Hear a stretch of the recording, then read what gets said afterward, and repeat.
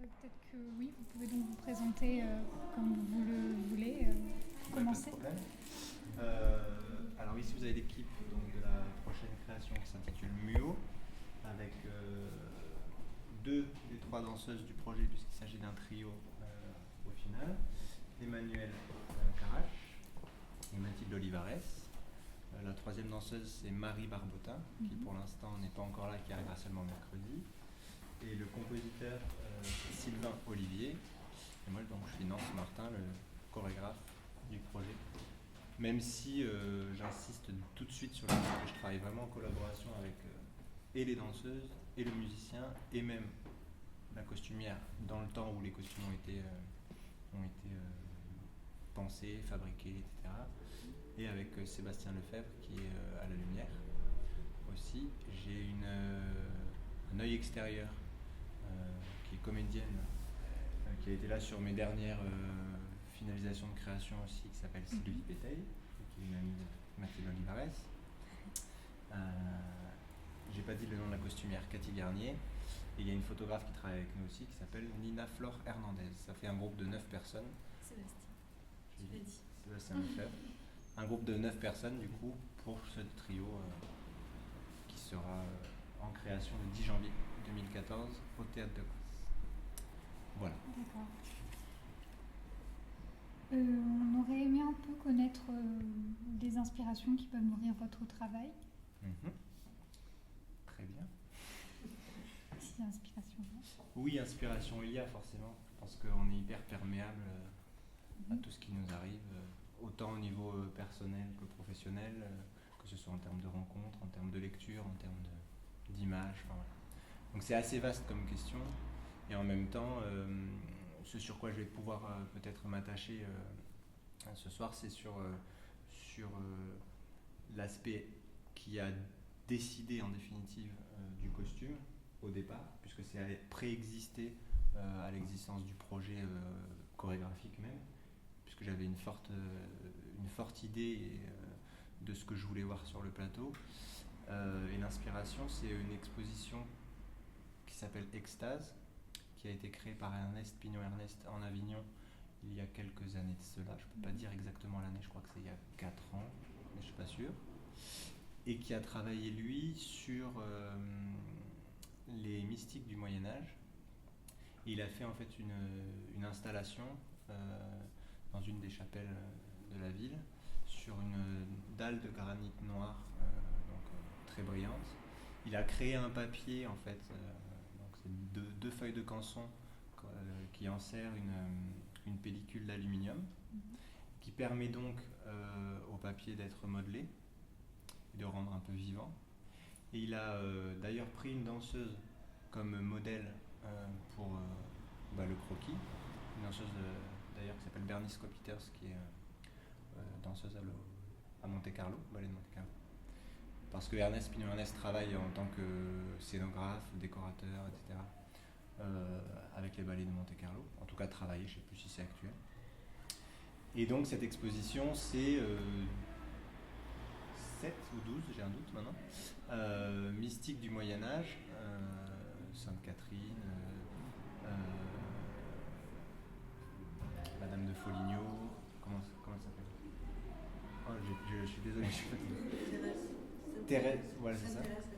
Sainte Thérèse d'Avila. Et il en a choisi 7, je crois, sur lesquels en fait il a travaillé et qu'il a ensuite fait quasiment grandeur nature sur ce fameux support papier qu'il avait créé. Et du coup, ça a créé une déclinaison de toutes ces figures mystiques du Moyen-Âge sur cette dalle de granit noir en mouvement, puisque les papiers sont voilà, travaillés, quoi. Donc ça, c'est une inspiration sur laquelle je m'attache particulièrement maintenant, parce que c'est vrai que c'est directement relié à un travail sur l'image, et c'était un choix esthétique qui était très fort et qui préexistait effectivement la création en fait chorégraphique. Parce que du coup, ces costumes, on a travaillé avec Cathy Garnier, donc à partir des croquis d'Ernest Pignon-Ernest, puisque à l'issue de cette exposition, il y a un livre qui est sorti, qui est préfacé par André Welter. Et c'est un livre en fait qui retrace un petit peu toutes les étapes de création dans son travail en fait, du croquis de départ jusqu'à la réalisation finale. Et donc c'est un certain nombre de ces images qui ont inspiré directement le costume et qui après, une fois que chorégraphiquement on était un peu lancé, a prédéfini, en tout cas a été un prétexte à un certain nombre de recherches par rapport à mettre en mouvement ces postures-là, puisqu'en fait c'est des postures dans lesquelles elles sont, ces femmes-là sur le dessin. Et après, chorégraphiquement, ça a donné lieu à plusieurs étapes de travail qu'on a gardées ou pas, qu'on a transformées beaucoup par rapport à mon idée de départ. Et le fait que les costumes étaient créés avant, c'était aussi parce que mettre en mouvement ces postures-là avec, ça, c'était très différent d'imaginer de mettre ces postures-là sans. Parce que du coup, c'est des grands drapés, des grandes robes en fait. Vous avez vu un peu quelques images a priori, sous lesquelles elles ne portent rien. Donc c'est vraiment une complémentarité en fait entre la nudité et le costume. Mais la nudité fait partie du costume dans ma démarche en tout cas de création, puisque je voulais travailler sur d'abord l'aléatoire, dans le sens où le costume s'entrouvre, se ferme et se referme assez aléatoirement en fonction de la danse qu'elles ont produite, même si des fois, et de plus en plus même, elles interviennent dans une temporalité qui est complètement quotidienne pour réinstaller le costume, se réhabiller, le refermer, pour, voilà, comme elles le sentent en fait au fur et à mesure du spectacle, c'est possible. Et donc ce costume, il devait exister avant même de commencer à danser, parce que ça impliquait une façon de se mouvoir, il me semble. Surtout que, en tant que spectateur, ce qu'on voit, c'est effectivement ce corps qui apparaît et qui disparaît. Et ça sera encore plus le cas quand la lumière existera, parce que pour l'instant, la création lumière n'est pas faite. Donc ce que vous allez voir ce soir, c'est une partie extraite de la future création, mais c'est vraiment à titre indicatif presque pour, disons, poser un peu le truc là maintenant ce soir. Mais c'est quelque chose qui sera souligné, je pense, encore plus par la lumière. Et en tant que spectateur, on a la vision du corps segmenté. Parce que finalement, ces grandes robes laissent apparaître plus constamment tout ce qui est la tête, le visage avec le cou, les mains et les jambes.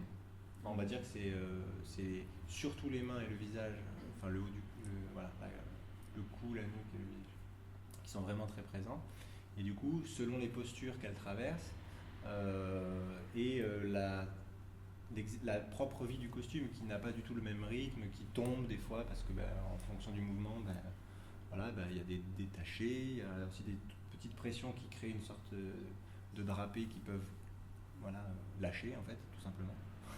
Et en fait, tout ça nous crée une vision du corps quand même assez segmentée. Et donc après, dans la création, j'ai aussi travaillé à d'autres moments, et d'ailleurs on est en train de faire ça, c'est ce sur quoi on va aussi un peu travailler cette semaine, sur une segmentation un petit peu du corps. Voilà. Donc c'est vrai qu'Ernest Pinault-Ernest a joué un grand rôle enfin esthétiquement parlant, dans la démarche que j'ai eue par rapport à ce projet-là. Et c'est vrai que c'était tellement le cas quand on a commencé le projet, que j'ai dû faire un effort assez grand pour me détacher de tout ce que finalement ça venait poser sur le plateau, pour pas être dans une lourdeur et une redondance qui aurait à mon avis desservi le projet. Et ça a été aussi une réalité qui a existé parce que les danseuses aussi de l'intérieur m'ont fait des retours, que moi, voyant finalement après que mes images mentales se soient un petit peu formalisées tout seul finalement, avant même d'avoir les danseuses sur le plateau avec moi, on a trouvé un petit peu des limites à tout ça, et c'était un peu lourd. Enfin, c'est vrai que du coup, au départ du projet, directement relié à cette histoire d'extase, il y avait un traitement quasi mystique du sujet, on va dire. Mio étant une pièce qui, si on devait mettre des mots dessus, aurait pour thématique l'errance dans ses grandes largeurs. Et du coup, il y avait une volonté d'un traitement quasi mystique de l'errance. Alors, ça veut dire quoi ? Je ne sais pas si on aura le temps d'en parler, mais en tout cas, le fait d'avoir posé ce costume-là donc costume qui est le drapé plus la nudité, sur cette idée de lumière, même si la lumière n'existait pas encore, avec un travail sur les postures, etc., ça devenait un petit peu pesant pour tout le monde. Même moi, même si ça m'a bouleversé, au sens positif du terme, hein, ça m'a juste redirigé un petit peu dans le dessin finalement, dans les images que je voulais créer sur le projet. Et finalement, c'était trop. Et donc, on n'a pas appuyé plus que ça l'idée du mysticisme, on n'a pas travaillé sur les extasiés, on n'a pas travaillé sur les mystiques du Moyen-Âge. Ça préexiste au projet, c'est imprégné de ça un peu, c'est imprégné de plein d'autres choses aussi, mais voilà. Donc ça, c'est vrai que c'était au niveau de l'inspiration quelque chose de fort. Et ce qui m'a donné envie, pour faire un peu rapide, de finalement, enfin envie, oui, envie, et en même temps, il commençait à avoir tout un tas de choses que je lisais, que je voyais, que j'imaginais, que je regardais, voilà, qui commençaient à avoir des liens directs avec des images mentales que je me faisais d'un futur projet. C'est devenu une nécessité pour moi de l'exprimer. C'est devenu un peu muot, le début, la pièce. Et ce qui a été le déclencheur, c'est un texte de Alexandre Lemonnier. Je ne sais pas si... ouais. Alexandre Lemonnier, c'est un éditeur. Et en fait, en 1997, il a participé à un grand dossier pour le magazine littéraire sur l'errance dans la littérature.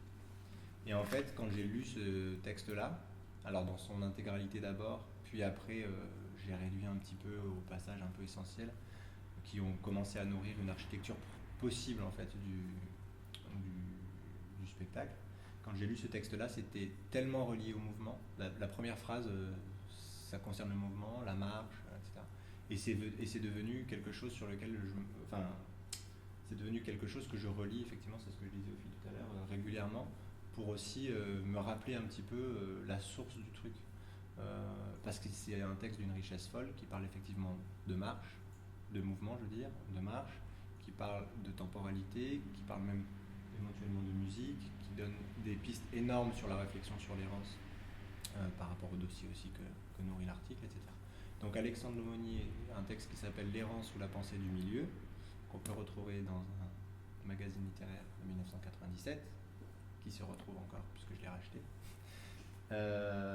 Ernest Pinault Ernest, ça a été vraiment les deux trucs assez marquants du début du projet. Et après, c'est un peu comme à chaque fois, on lit un bouquin, on voit une expo, on voit un tableau, on regarde un film, on entend une musique et tout commence à avoir...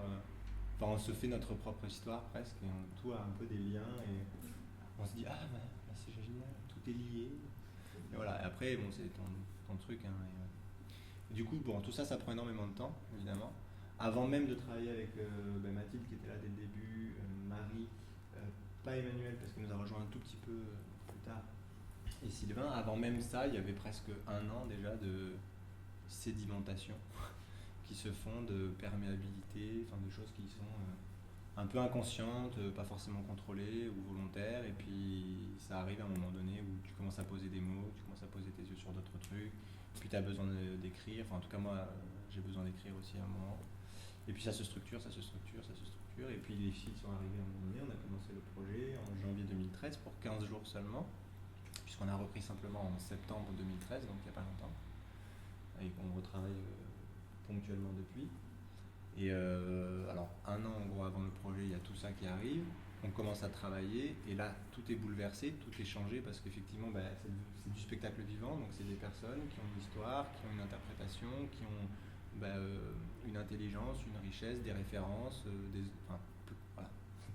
Et du coup ça nourrit énormément, et du coup en fait on a travaillé comme ça sur des propositions initiales que je faisais, et puis des échanges, que ce soit verbaux ou dans le mouvement ou dans la stratification, puisque c'est aussi une façon qu'on a eu de travailler finalement en étapes successives comme ça pendant 15 jours.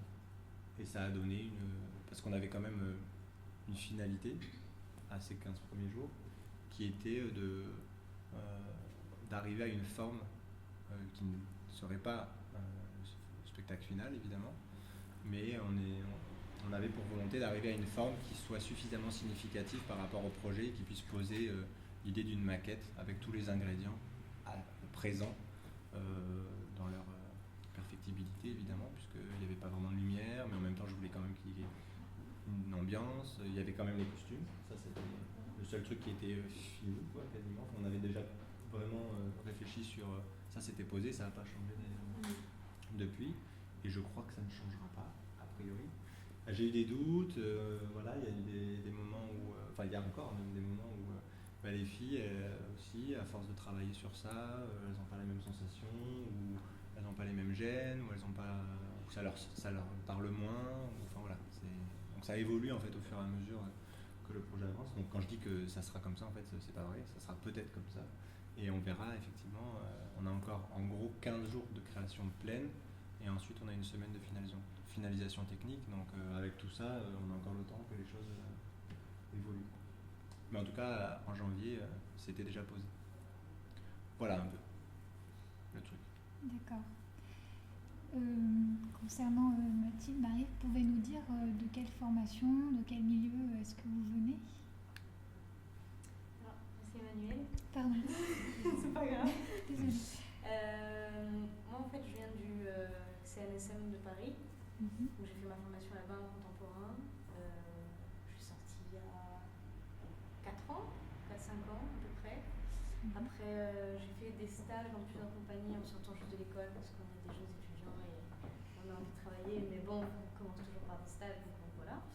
On aime Et tout donc ça. j'ai fait un an de stage dans différentes compagnies. Ensuite j'ai monté ma compagnie. J'ai fait des projets avec des amis. On a monté un ensemble de musique qui s'appelle Balcon, qui est basé à Paris, avec 6 fondateurs, dont il y a 3 compositeurs, un pianiste, un ingé son et un chef d'orchestre. Et ensuite je me suis retrouvée chez Hervé Rob. Ça fait 1 an et demi maintenant que je suis dans cette compagnie. Puis j'ai rencontré Badance, on se connaissait déjà du CNSM en fait. Ouais. Moi je suis plus vieux qu'elle, mais on a passé par à un moment donné par le même, bien plus vieux, par le même et on s'est croisés, cursus. On s'est recroisés il n'y a pas si longtemps que ça. Il n'y a pas si longtemps que ça. Et maintenant je fais partie du projet. Voilà. Et moi j'ai fait le conservatoire de Toulouse. Avant j'étais dans des écoles municipales à Bagnères de Bigorre. Voilà. Et ensuite j'ai fait le conservatoire de Toulouse et puis j'étais ensuite au CDC de Toulouse. Voilà. Et après ça, j'ai commencé à bosser dans des compagnies. Pareil, il y a 5-6 ans. Voilà. Et donc à Toulouse, je bosse avec une chorégraphe qui s'appelle Patricia Ferrara. Et puis j'ai travaillé aussi plutôt du côté du théâtre avec d'autres personnes, Christophe Bergon, Manuel Anisini. Bon, voilà. À Montpellier aussi avec un chorégraphe. Enfin, j'ai fait des projets comme ça et puis j'ai aussi monté ma compagnie il y a 4 ans. Voilà. On était 4 au départ, donc projet collectif. Ensuite on était 2 et maintenant je suis seule. C'est la vie. L'essentiel. Ça bouge. Ça bouge. Mais je pense que peut-être ça changera encore. Voilà. Mais c'est à peu près ça, mon parcours. Et en fait, Mathilde, on a travaillé ensemble sur un projet en 2009, qui s'appelait Vivant. Moi j'ai monté ma compagnie dans la région, donc à Grasse, en fin 2007, début 2008, donc début 2008 première création, 2009 deuxième création. Sauf qu'en fait on n'était pas du tout dans le réseau dans lequel on est aujourd'hui et on n'était surtout pas sur les plateaux de théâtre ou de lieux qui programment de la danse. Nous on faisait de la création en milieu naturel, donc rien à voir avec l'histoire au départ. Donc on arrivait dans un lieu qu'on choisissait en général. On ne travaillait pas du tout avec les partenaires qui sont les nôtres aujourd'hui, on travaillait plutôt avec des collectivités, des villes, des offices du tourisme, des festivals d'art et nature, voilà, des choses un peu comme ça. Et on a fait en 2009 une pièce, et là à l'époque j'étais dans la première forme de la compagnie que j'avais créée du coup à Grasse en 2007-2008, qui était co-dirigée par une autre danseuse qui s'appelle aussi Mathilde Rondé. Et pendant 3-4 ans on a travaillé ensemble et en 2009 en fait on a créé tous ensemble une pièce qui s'appelle Vivant qui est donc dans les Pyrénées, à la montagne. Voilà. Et donc en fait on s'est rencontrés avant aussi parce qu'on avait des amis en commun, puis on a créé un festival à l'occasion de cette création, le festival Arrêt Nature, et du coup c'est là qu'on s'est rencontrés pour travailler, et puis moi j'ai eu envie de retravailler avec elle après, donc je lui ai proposé, et puis voilà. D'accord. Elle a dit oui. Je suis.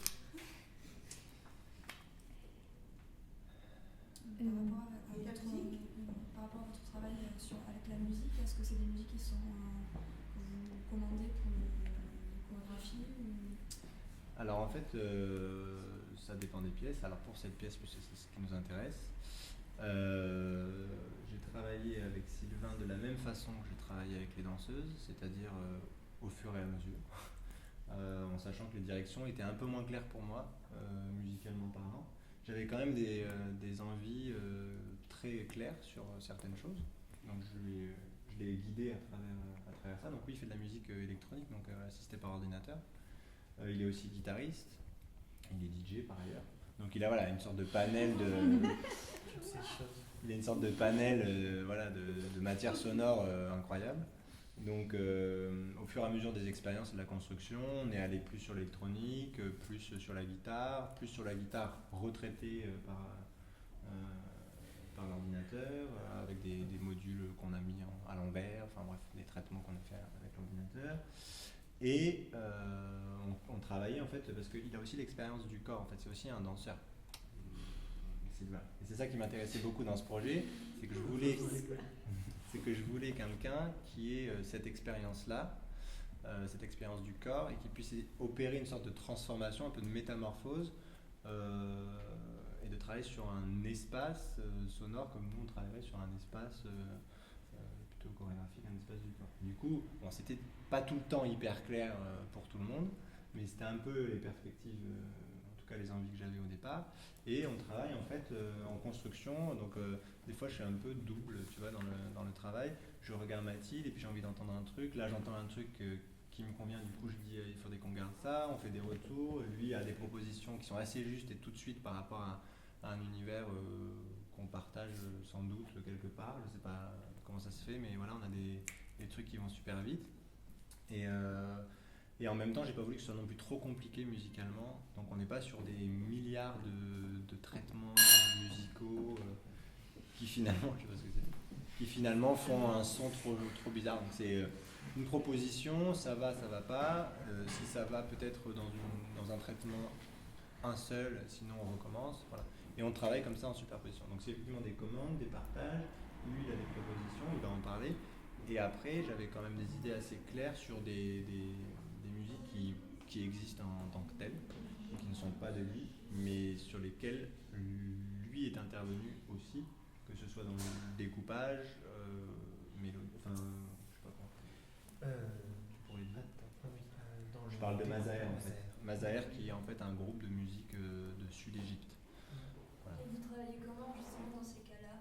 Vous contactez Alors en fait c'est très compliqué parce que Mazaher c'est un groupe de musique du Sud-Égypte que moi j'ai rencontré parce que j'ai travaillé 1 an en Égypte et donc on les a rencontrés et d'ailleurs Mathilde à cette époque-là était aussi là. Donc quand je dis rencontrés, on n'a pas parlé avec eux, on les a juste moi j'en ai entendu beaucoup parler. On allait voir un concert. Mais préalablement à ce concert, si on est tombé par le plus grand des hasards d'ailleurs sur eux, c'est que sans doute on devait aussi passer par là parce que ce groupe-là était soutenu par une association qui fait du collectage de musique traditionnelle qui n'ont aucun support jusqu'à ce que eux les enregistrent en fait. Donc ça c'était un peu la particularité de ce groupe. Donc moi j'ai entendu parler de la musique zar, je ne sais pas si vous connaissez ça. Le zar c'est une musique qui est utilisée lors de cérémonies de désenvoûtement. Voilà.